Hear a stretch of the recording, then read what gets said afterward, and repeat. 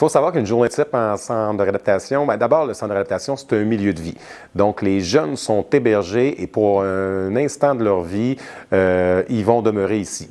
Un centre de réadaptation, là, on va retrouver ce qu'on retrouve dans une maison, donc une cuisine, un salon, un dortoir, un aire d'hygiène, sauf que on est dans un centre de réadaptation, c'est tout adapté selon les besoins de notre clientèle.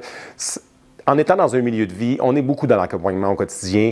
Puis c'est peut-être le premier rôle même de l'éducateur, d'accompagner le jeune à ce qu'il fasse sa routine, sa programmation, puis ça fait partie aussi beaucoup de la réadaptation, de l'accompagner là-dedans, de lui développer des compétences dans l'autonomie, dans des enseignements aussi. Ensuite, c'est sûr que dans une journée, on va faire plusieurs interventions. Ces interventions-là répondent à des besoins aussi et c'est de la réadaptation. Ce qu'on s'attend, c'est avoir des changements de comportement et puis encore là, un développement au niveau des compétences du jeune là, en faisant des interventions.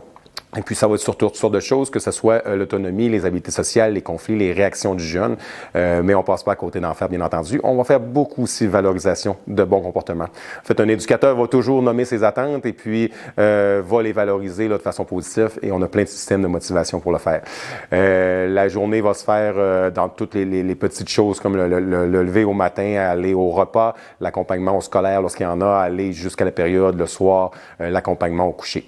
Et toujours dépendamment de la clientèle là, que pour nous là, est du 6 à 18 ans, là, séparé par vocation d'unité et par âge.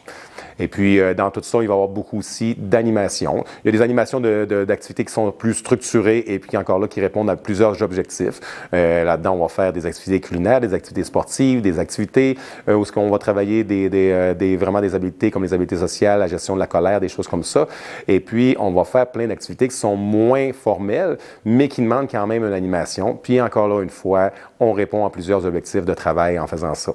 Et puis, ce que je vous dirais, le rôle de l'éducateur à travers tout ça, c'est de ramener ces observations-là, d'en parler avec ses collègues, la meilleure des communications, puis de le ramener aussi par écrit. C'est ce qui fait évoluer un dossier pour le jeune.